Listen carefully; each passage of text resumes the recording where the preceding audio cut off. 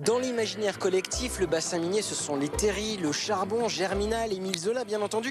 Mais une image qui est aujourd'hui véritablement dépassée, notamment à la faveur du classement en 2012 à l'UNESCO du bassin minier au patrimoine mondial.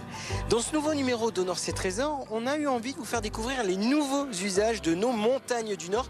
Et vous verrez qu'on n'y fait pas que du ski. Nous sommes à Rieulé, dans le Nord. On est au sud de l'île, à 30 km au sud de l'île, entre Douai et Valenciennes. C'est le terri le plus plat d'Europe. Et ici à Rieulé, sur le terri des Argales, eh bien, on y retrouve les chevrettes des terris. Leur lait permet en fait la confection d'un fromage qui est vendu ici au bar des chevrettes, un bar agricole, c'est comme ça qu'il s'appelle, tenu par Olivier Graff. Et le fromage est réalisé par les chèvres de son frère Julien. Et le moment le plus important, c'est celui de la traite, maintenant à 18h.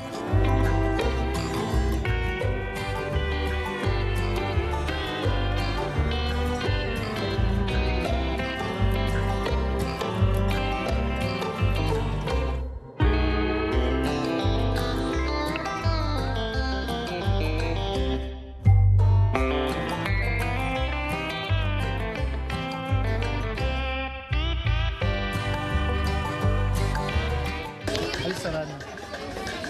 Allez, vend du rêve. Berlu. Je vous l'avais dit, c'est le moment phare de la traite, Julien.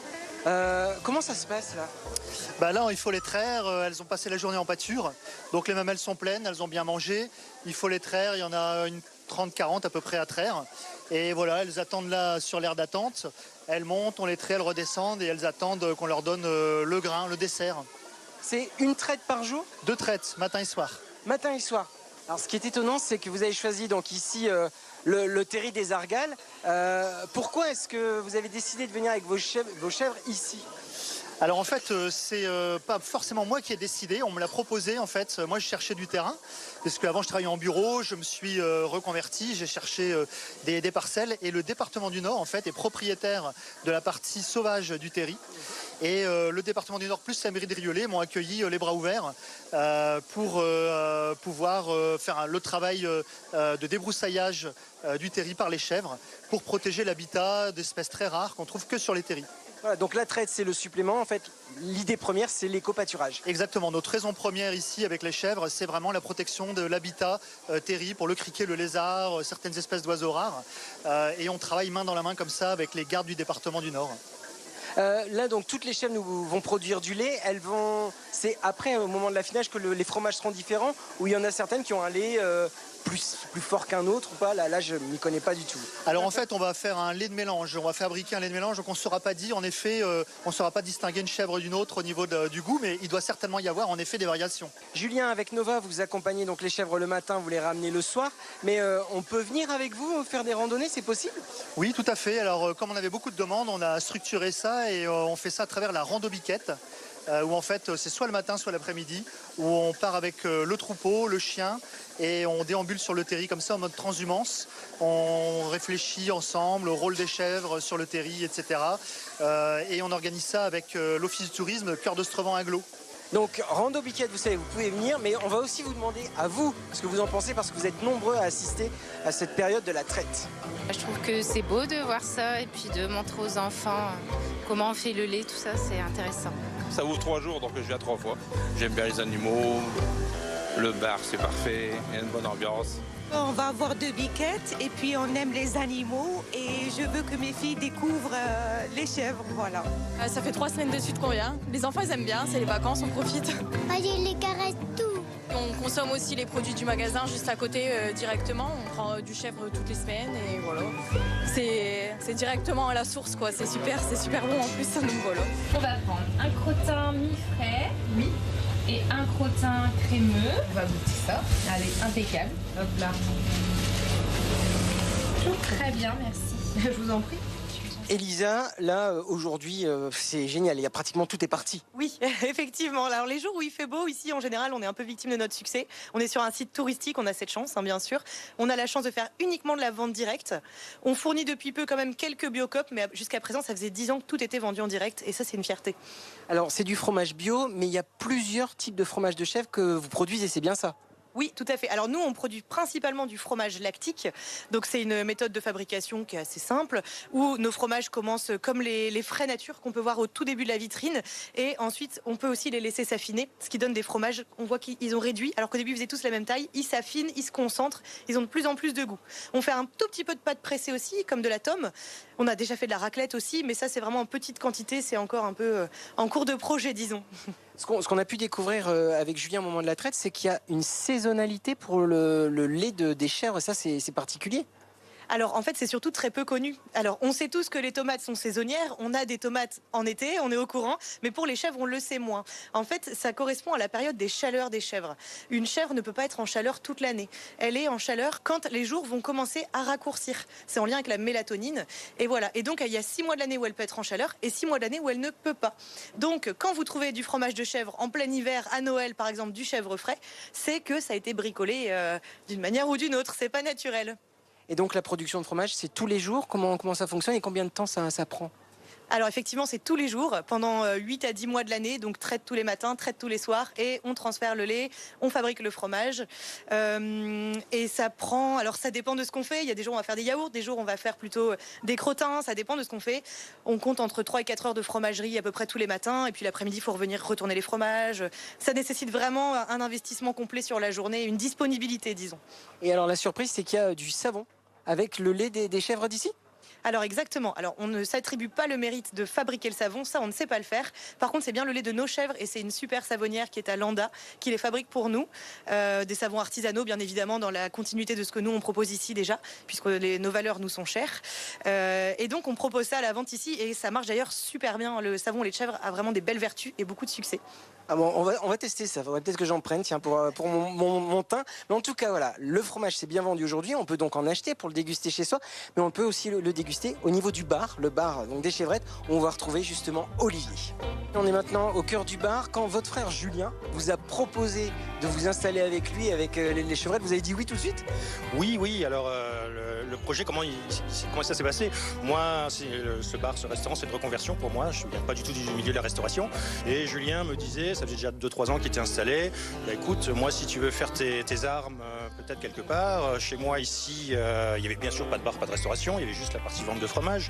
Mais moi, j'ai pas mal de visiteurs, de clients qui souhaitent déguster, qui souhaitent prendre un café, une petite bière, un sirop pour les enfants. Mais sauf qu'il n'y a rien, ni dans la ferme, ni aux alentours. Est-ce que tu ferais pas quelque chose pour t'exercer un peu? Et on se dit, ouais, c'est une bonne idée. Et on a imaginé ce bar un peu comme un lieu très éphémère, un peu comme une guinguette de plage. Et on s'est lancé comme ça, très, très discrètement. La mayonnaise a pris assez rapidement. Et fin août, c'était toujours plein. En septembre, ça continuait à se remplir. Et jusqu'en décembre, malgré le froid, malgré la pluie, la météo, ça continuait à drainer du monde. Et le bouche à oreille a fait son œuvre. Oui, c'est un bar agricole, c'est ça? Agricole, évidemment, ça c'est autour de moi. Mais on voulait dès le départ que ce soit un lieu familial, sympa, où le sourire est une évidence, bien sûr pour les équipes qui servent, mais aussi pour les clients. Il y a toutes les générations qui viennent ici et c'est vraiment nos valeurs, quoi. C'est un vrai plaisir. On va aller vers l'extérieur parce que le bar n'y est pas qu'au centre, mais dès le début, vous aviez envie que le bar soit au milieu des chèvres? Ouais, c'était une évidence de faire un lieu déjà au milieu de la ferme, qui soit central, qui soit aussi un peu insolite, parce que je pense pas qu'il existe beaucoup de projets comme celui-ci. J'en avais vu quelques-uns dans les Alpes, mais en tout cas surtout pas dans le Nord. Et puis pas tellement non plus au milieu d'un terri, parce que c'est aussi la particularité, c'est que... Ah oui, alors c'est ça la particularité, parce qu'il y a donc la partie extérieure, mais le terri aussi c'est un espace qui est plat, donc c'est génial peut-être aussi ça. Et oui, en pleine nature, on est les pieds dans le charbon, ou presque, donc il y a le bassin minier, on le sent bien sous nos pieds. Le terri aujourd'hui il est super végétalisé, il est ouvert au printemps, enfin toutes les saisons c'est magnifique, et donc voilà, c'est vraiment le côté atypique du lieu. Et alors la base nautique en plus ça amène des personnes supplémentaires, on peut aussi faire peut-être un peu de balade, de sport, ça fait le plus pour vous? Ouais, alors ici on le voit pas forcément, on est sur le plus grand terri plat d'Europe. C'est pas un grand terri conique comme on le voit à Lens ou ailleurs, c'est un terri qui est plat, il y a 240 hectares et chaque année cette base de loisirs, elle accueille entre 200 000 et 300 000 touristes par an, visiteurs. Donc ils viennent pas tous chez nous évidemment, mais forcément ça crée un peu de passage et donc pour nous c'est intéressant. Alors pour rappel, le bar des chevrettes, les chevrettes des terris, c'est ouvert de quand à quand là pour que tout le monde puisse venir et en profiter? Alors c'est une activité qui est saisonnière, on est calé sur le rythme des chèvres, c'est-à-dire au moment où elles font du lait. Donc elles font du lait à partir du mois de mars jusqu'en novembre, décembre au plus tard. Donc le bar est ouvert de mars, du début du printemps au début de l'hiver. Et on est ouvert tous les mercredis, samedis et dimanches pour le grand public. Et après, on fait aussi pas mal de privatisation le reste du temps pour des entreprises, des associations. Voilà. Merci beaucoup Olivier. Donc vous voyez, ici on fait du fromage, mais alors il y a d'autres terrils où on fait d'autres productions très particulières, notamment du vin dans le Nord-Pas-de-Calais. Oui, c'est assez surprenant et c'est à Hélicourt avec Florine Curec. Des vignes sur le terri d'Haïcourt, une idée un peu saugrenue au départ. Mais 14 ans plus tard, les grappes de raisin donnent raison aux vignerons qui y ont cru. Cette année, on va avoir une très belle récolte. Comme on voit, il y a de très beaux raisins un peu partout, donc pas de maladie. Avec une pente à 80% et une exposition plein sud, le terrain est idéal. Et particularité du terri d'Haïcourt, il brûle de l'intérieur. On a ce qu'on appelle un fumerole, donc c'est le terri qui est en combustion et qui va faire une brèche en fait à un moment donné pour ressortir en fait la fumée. Alors c'est pour ça qu'il est aussi fermé au public, mais c'est aussi ce qui permet au terri d'accueillir les vignes parce que justement le terri est chaud. Pour découvrir les 3000 pieds de vigne, il faut grimper à 80 mètres de hauteur. Une visite qui attire les natifs de la commune qui ont eu du mal à croire à cette seconde vie pour leur terri. Lorsque cela s'est fait, nous étions sceptiques et avec le résultat qu'on connaît maintenant, donc c'est merveilleux. Le résultat, un vin blanc bio sur une terre noire que l'on appelle charbonné. Ça a un goût un peu spécial. Je ne suis pas un très grand amateur de vin, mais moi je trouve qu'il est très bon. J'adore ma région, mais j'ai jamais pensé à ça. Les vignes, c'était dans le sud ou en Champagne. Sur les 339 terris de la région, seul celui d'Haïcourt accueille un vignoble avec une petite production de 1000 bouteilles par an. Du vin sur les terris à consommer avec modération bien entendu. Et maintenant, d'autres activités. Alors courir, ça semble être l'activité principale. Monter, descendre, ça c'est plutôt pas mal. Notamment sur les terris jumeaux de Los Angoel, les plus hauts d'Europe, 186 mètres. Mais on peut aussi faire du yoga. Oui, du yoga sur le plus long terri d'Europe, celui de Pinchonval.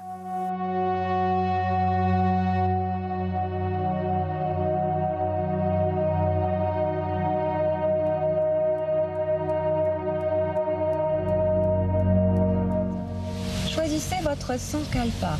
Un sankalpa en yoga, c'est un souhait de vie, une résolution positive, un souhait de progrès personnel. Choisissez cette petite phrase que vous allez répéter 3 fois mentalement, en la vivant et avec force.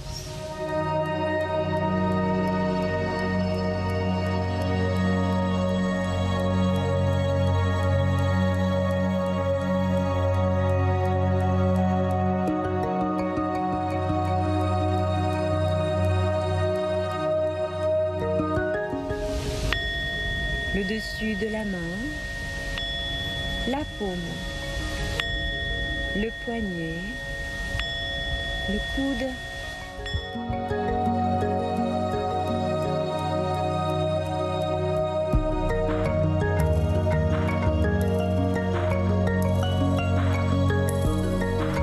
Laetitia, c'est un petit peu insolite comme endroit pour faire du yoga.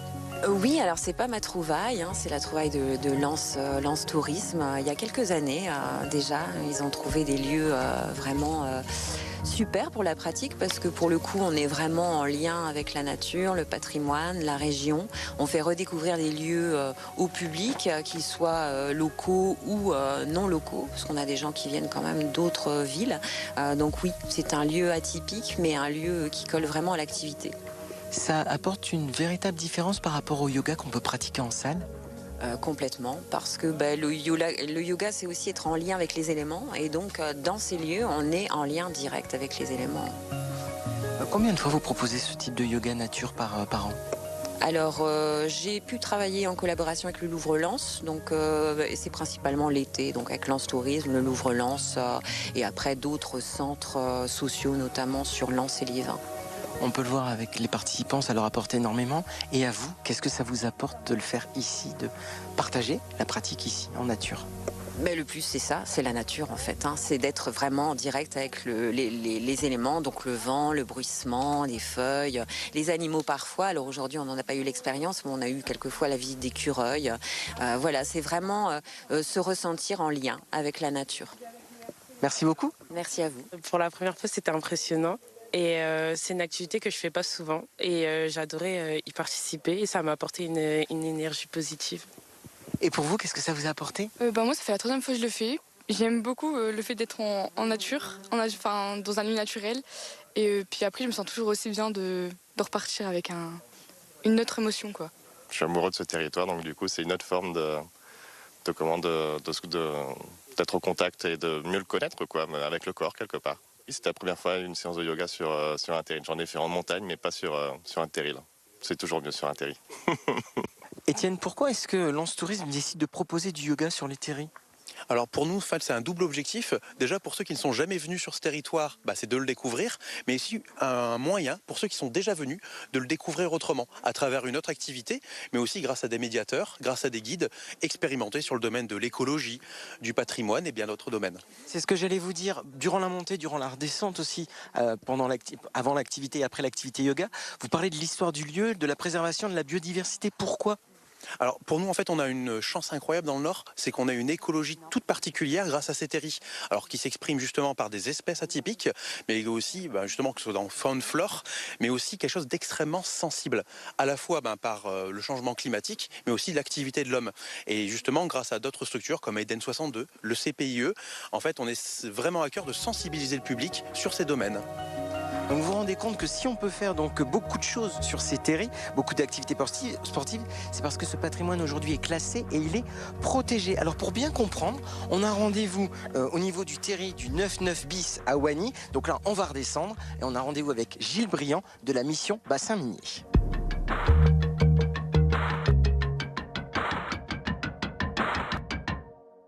Le bassin minier est devenu le lieu où le passé minier a su se réinventer à la faveur surtout du classement du bassin minier au patrimoine mondial de l'UNESCO en 2012 au titre de paysage culturel évolutif vivant, et on en parle avec Gilles Briand. Bonjour. Bonjour. Vous êtes directeur d'études développement opérationnel pour la mission bassin minier. C'est quoi cette mission bassin minier ?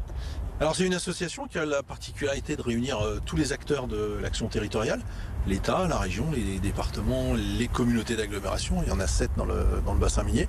Et c'est cette spécificité, cette singularité d'avoir tous ces acteurs-là autour de la table qui nous permet finalement de travailler depuis maintenant 25 ans à la reconversion du bassin minier et de faire du patrimoine un levier d'aménagement du territoire. C'était pas un peu culotté quand même de demander à classer le bassin minier au patrimoine de l'UNESCO ? Évidemment, ouais, si on prend un peu de recul et qu'on se replace 20-25 ans en arrière, c'est un territoire qui subit une crise compliquée, douloureuse, c'est une histoire elle-même douloureuse, et en même temps, ça fait partie de l'histoire du monde. L'inscription au patrimoine mondial, c'est pas l'inscription du beau, c'est l'inscription de comment on participe de l'histoire du monde, et on a pu démontrer que ce territoire-là avait une part importante dans évidemment la révolution industrielle. Le charbon a été cette énergie qui a permis quand même une phase de développement assez exceptionnelle, et on a su en plus, après l'exploitation des mines, conserver ce paysage si particulier. Ça a pris beaucoup de temps, ce classement à l'UNESCO ? Oui, évidemment, parce que autant il n'y a pas de débat sur les cathédrales et les châteaux, mais venir classer des cités minières, des carreaux de fosse, des chevalements, bref, une histoire industrielle, c'est pas aussi évident. Donc il a fallu travailler beaucoup, il a fallu caractériser tout ce patrimoine-là, le hiérarchiser, faire des choix, convaincre autour de nous. Et donc ça a pris une dizaine d'années pour construire ce dossier qui fait 8 kilos, je crois, de mémoire, quelques milliers de pages, qui est une vraie somme aussi sur l'histoire de ce territoire. Et on a pu donc montrer qu'on était éligible au titre de ce paysage culturel évolutif vivant. C'est aussi un moyen de changer l'image, c'est-à-dire que le Nord-Pas-de-Calais, c'est pas que gris, c'est pas que comme vous le disiez, on n'oublie pas le passé, mais c'est aussi un moyen de changer l'image. Oui, il y a clairement une ambition d'aménagement du territoire, et donc de rendre ce territoire à nouveau attractif par un autre biais que la seule production du charbon, ce qui a été sa raison de vivre finalement pendant très longtemps. La question c'était c'est quoi la nouvelle étape ? C'est-à-dire c'est pas parce que le charbon s'arrête que tout s'arrête, qu'il n'y a pas à nouveau un espoir à construire. Et donc on a été assez vite convaincus que ce qui faisait finalement la particularité de ce territoire et qui nous différencie de beaucoup d'autres, c'est justement cet héritage. Et quand on pense héritage, c'est plutôt positif. Un héritage, on a tous envie d'avoir un petit héritage, plus ou moins petit d'ailleurs.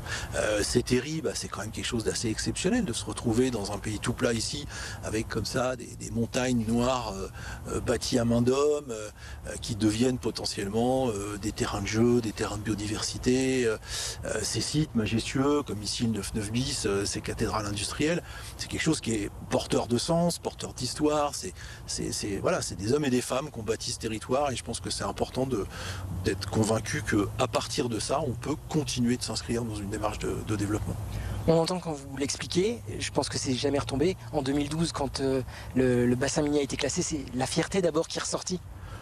Oui, il y a forcément une fierté à la fois des gens qui ont travaillé le dossier, mais je pense aussi de la population. C'est une forme de reconnaissance d'avoir été les acteurs, les témoins d'un bout de l'histoire de l'humanité, une histoire compliquée, mais aussi une histoire qui a su générer des avancées sociales, qui a su générer des avancées dans la sécurité au travail. On parle beaucoup de toutes les grandes catastrophes, mais ces grandes catastrophes, elles ont permis aussi de prendre conscience qu'il fallait être plus rigoureux, sans doute pas assez, jamais assez, mais ça a permis ça, la sécurité sociale, la médecine du travail, tout ça c'est des choses qui naissent avec cette industrie.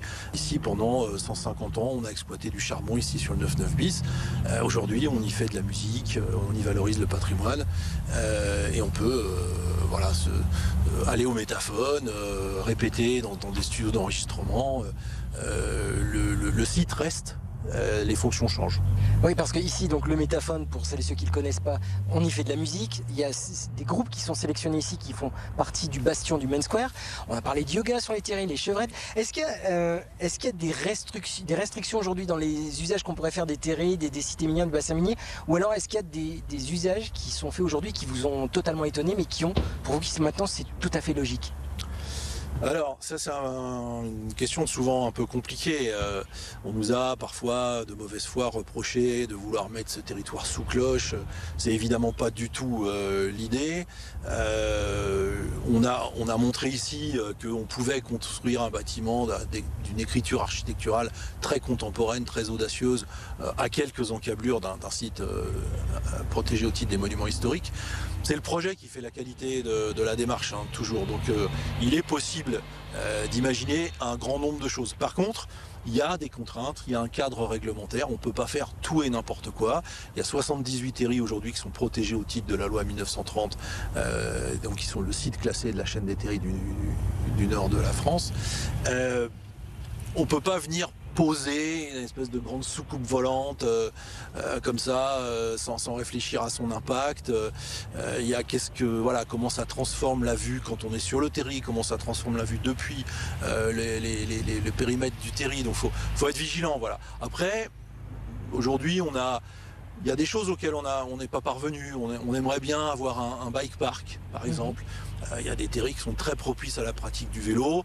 Voilà, on aimerait bien imaginer un lieu très ludique autour du vélo qui puisse s'installer sur un terri. On a essayé sur un ou deux ou trois. Pour le moment, ça n'a pas fonctionné. Mais je pense que dans un cadre bien compris, on peut imaginer des projets assez fous. Merci beaucoup Gilles Briand. Vous voyez, c'est un territoire qui est en évolution, donc on peut tout imaginer, tout inventer. Les terris, si on s'intéresse qu'à eux, rien que ces montagnes du nord qu'on voit sur la route quand on part en vacances par exemple, là, ils sont aussi importants que les pyramides égyptiennes. Elles font partie intégrante de notre patrimoine. Si vous aussi, vous avez envie de nous faire découvrir votre patrimoine, qu'il soit historique, culturel ou encore gastronomique, eh bien, n'hésitez pas à scanner le QR code. Et puis avec Théo, on va venir à votre rencontre et vous avez pu vous en rendre compte que nous, on est capable de tout, on est capable de grimper très très haut juste pour mettre en valeur le patrimoine de notre région.